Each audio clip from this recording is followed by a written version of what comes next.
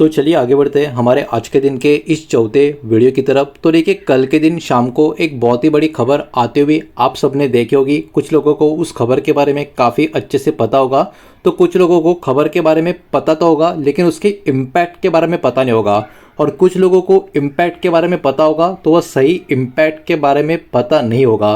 तो देखिए ये जो खबर कल के दिन आई थी यूएई के बारे में, और इंडिया यूएई का जो कनेक्शन है ऑयल का वो काफ़ी डीप है। क्यों, कैसे, क्या, कल का खबर क्या था, उसका इम्पैक्ट कैसा हो सकता है, और ये इंडिया के लिए क्यों इतना अच्छा खबर निकल कर आ रहा है, वो सारा का सारा लॉजिक इस वीडियो के माध्यम से मैं आपके सामने प्रेजेंट करने का ट्राई करूँगा।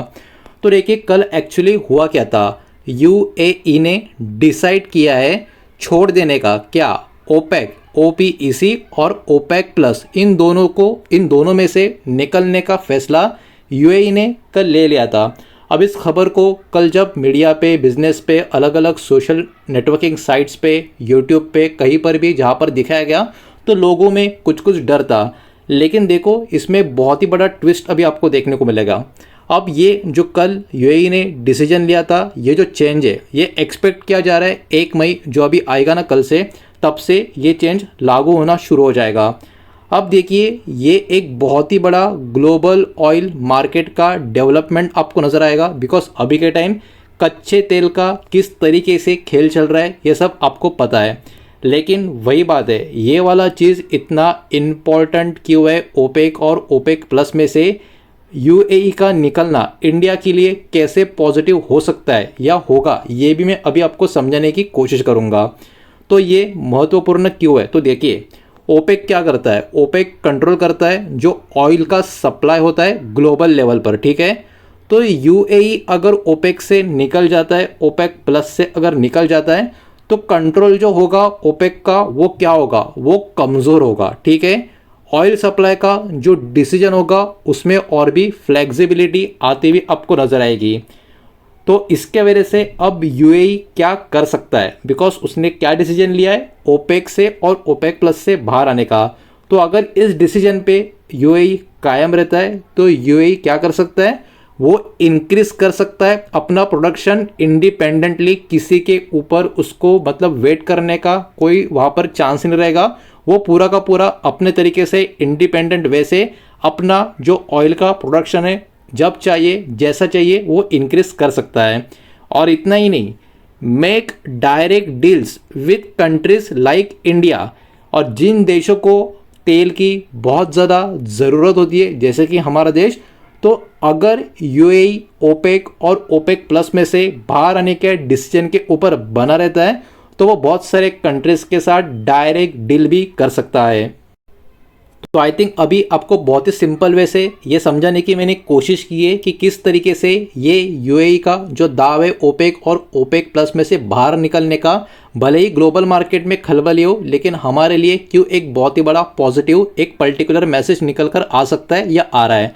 अब देखिए ये हमारे देश के लिए इतना मैटर क्यों करता है। तो देखिए अब तो ये बात आप सबको पता हो ही चुकी है कि हम क्या करते हैं, बहुत बड़ा कच्चा तेल इंपोर्ट करते हैं। यूएई की अगर हम बात करें जियोग्राफिकली इंडिया के काफ़ी नज़दीक भी आपको देखने को मिलेगा, एकदम नज़दीक भी नहीं है लेकिन एकदम दूर भी नहीं है। अब देखिए यूएई का जो ऑयल है वो मर्बन क्रूड एक कैटेगरी में आता है, और ये जो ऑयल है काफ़ी आसान है इसको रिफ़ाइन करने के लिए, मतलब उसको रिफ़ाइन करना काफ़ी आसान है। इतना ही नहीं, वो अच्छा आउटपुट भी देता है, जैसे कि पेट्रोल और डीजल, उनका जो पर्टिकुलर ऑयल है उसको रिफ़ाइन करके उसमें से आराम से निकाले जा सकते हैं। मतलब ऐसा नहीं कि उनका जो तेल है उसका कुछ खास फ़ायदा नहीं है, बिल्कुल फ़ायदा है, और हमारे कंट्री के लिए बहुत बढ़िया फ़ायदा है। इसका मतलब क्या निकल कर आता है, इसका मतलब ये निकल कर आता है कि सप्लाई का जो सिक्योरिटी हो सकता है वो बेटर हो सकता है। और इतना ही नहीं, प्राइसिंग डील्स भी काफ़ी बेटर इसके वजह से निकल कर आ सकती है। और इंडिया का जो डिपेंडेंसी बहुत सारे कंट्रीज़ के ऊपर बना हुआ है कच्चे तेल का, वो भी कहीं ना कहीं इस मूव के कारण काफ़ी कम हो सकता है। तो देखिए ये एक्चुअली बहुत ही बड़ी अपॉर्चुनिटी इंडिया के लिए आपको देखने को मिलेगी। Direct India UAE oil deals can increase, मतलब इंडिया और यूएई का ऑयल का जो डील है उसमें और इंक्रीमेंट होता हुआ नजर आ सकता है अगर ओपेक और ओपेक प्लस से जो बाहर निकलने का डिसीजन यूएई ने लिया है उसके ऊपर ऐसे ही अड़ा रहता है तो ठीक है। तो ये वाला बहुत ही ज़बरदस्त चीज़ होता हुआ नजर आ रहा है। इतना ही नहीं, लॉजिस्टिक का जो कॉस्ट है वो भी नीचे की तरफ जाता हुआ आपको नजर आएगा।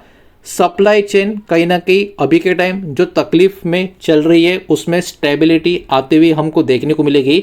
इससे अच्छी बात अभी के टाइम पे और हमको क्या देखने को, सुनने को, पढ़ने को, समझने को मिलेगी। अब देखिए ग्लोबल इम्पैक्ट की बात करते हैं। इंडिया के ऊपर तो ओवरऑल इसका बहुत ही पॉजिटिव इम्पैक्ट हो सकता है, ये हमको समझ में आ रहा है। लेकिन ज़रा अब दुनिया की बात करते हैं, बिकॉज यूएई जैसा पर्टिकुलर प्लेयर अगर ओपेक एंड ओपेक प्लस में से निकलेगा तो ओपेक का जो पावर है वो कम हो सकता है और भी ज़्यादा कंपटीशन ऑयल मार्केट में इसके कारण आ सकता है और कंट्रीज जो है निगोशिएट कर सकते हैं और भी बेटर अच्छे प्राइस के लिए। स्ट्रेट ऑफ हॉर्मुज है वो भी कहीं ना कहीं इंपॉर्टेंट रूट इन सब के बीच बना रहेगा। ये सारी चीज़ें भी यहाँ पर बैक एंड में चलती हुई, प्ले होती हुई हमको नज़र आएगी। अब देखिए यहाँ पर सब कुछ पॉजिटिव नहीं होता, अगर कुछ पॉजिटिव है तो सामने कुछ नेगेटिव भी हमको देखने को मिलता है। तो रिस्क यहाँ पर दिमाग में हमको रखने होंगे। ग्लोबल ऑयल मार्केट अभी भी क्या है, अभी भी वॉलेटाइल है। पॉलिटिकल टेंशंस अफेक्ट कर सकते हैं सप्लाई को, ये वाला चीज़ भी हमको ध्यान में रखना है। ओवर डिपेंडेंस किसी एक कंट्री के ऊपर हमेशा खतरनाक रहता है, ये तो अब तक हमने सीख ही लिया है। इतना ही नहीं, यूएई का जो हायर प्रोडक्शन कैपेसिटी है वो अभी भी सही तरीके से टेस्ट होता हुआ हमको नज़र आ रहा है। तो ओवरऑल देखा जाए इंडिया को इस पर्टिकुलर सिनेरियो में कोई बहुत बड़ा नेगेटिव सेटबैक यहाँ पर नज़र नहीं आ रहा।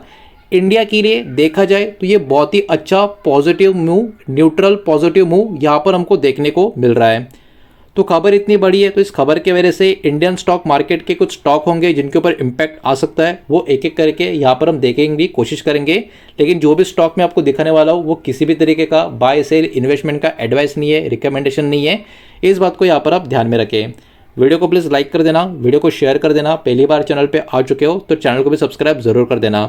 तो ऐसे कौन से स्टॉक है जो इस खबर के कारण इम्पैक्टेड हो सकते हैं उनको ज़रा समझ लेते हैं। सबसे पहले कच्चे तेल का मामला है तो ऑयल रिफाइनिंग और ऑयल मार्केटिंग कंपनी के ऊपर तो फोकस रहेगा, जिसमें Reliance industries, Indian oil corporation मतलब आईओसी, बीपीसीएल, एचपीसीएल, ये वाला स्टॉक कहीं ना कहीं बाजार में फोकस में रह सकते हैं। और इसके पीछे रीज़न क्या है, बेटर क्रूड का सोर्सिंग अगर होगा तो मार्जिन में इंप्रूवमेंट होगी, डिपेंडिंग प्राइसिंग किस तरीके से आएगी। तो ये कहीं ना कहीं चीज़ें आपको ध्यान में रखनी होगी। लॉजिस्टिक एंड शिपिंग कैटेगरी की बात करें तो इसमें एससीआई मतलब शिपिंग कॉरपोरेशन ऑफ इंडिया के ऊपर बाजार का फोकस रहेगा। रीज़न क्या, ऑयल ट्रेड का जो रूट है और जो वॉल्यूम है ये मूव के कारण, यूएई का जो मूव है इसके कारण बदलता हुआ हमको नज़र आ सकता है। पेट्रोकेमिकल और एनर्जी प्लेयर्स की बात करें तो इसमें ओएनजीसी, गेल के ऊपर भी फोकस बना रह सकता है। रीज़न इसके पीछे का क्या होगा, ग्लोबल लेवल पर जो ऑयल का डायनामिक्स है वो कहीं ना कहीं प्राइसिंग को और स्ट्रैटेजी को इम्पैक्ट करता हुआ नजर आएगा यूएई के एक मूव के कारण। तो कहीं ना कहीं पूरा का पूरा जो अगला कुछ दिन होगा, 1 मई से ये डिसीजन लागू होने का बात निकल कर आ रहा है, मतलब कल से। लेकिन ओवरऑल किस तरीके से चीज़ें आगे बढ़ती है ये भी देखने वाली बात हो गई। अब देखिए फ्यूचर आउटलुक की अगर मैं बात करूं तो यहाँ पर और भी ज़्यादा direct country to country oil deal इस मूव की वजह से होते हुए हमको नज़र आ सकती है। कंपटीशन इंक्रीज हो सकता है ग्लोबल ऑयल मार्केट में, इंडिया को बेनिफिट मिल सकता है डाइवर्सिफाई सोर्सिंग स्ट्रैटेजी की वजह से, यूएई का इस मूव के वजह से। तो कहीं ना कहीं अभी तक जो भी अपडेट इस खबर से कनेक्टेड निकल कर आ रहा है इंडिया के लिए कहीं ना कहीं एक रिलीफ वाला खबर है, थोड़ा सा कठिन टाइम पे अच्छा खबर है, ऐसा हम कहीं ना कहीं यहाँ पर समझ कर चल सकते हैं। तो ये रिपोर्ट अपने आप में काफ़ी इंटरेस्टिंग लगी जो कल शाम को, कल रात को आई थी, जिसके ऊपर मैंने अभी वीडियो बना के आपके सामने डेटा प्रेजेंट करने का काम किया है। और ये सारा का सारा डेटा सिर्फ और सिर्फ एजुकेशनल एंड इन्फॉर्मेशनल पर्पस के हिसाब से ही है। मैं किसी भी तरीके का बाय सेल का रिकमेंडेशन आपको प्रोवाइड नहीं कर रहा हूँ, इस बात के ऊपर भी आप ध्यान देने की कोशिश करें।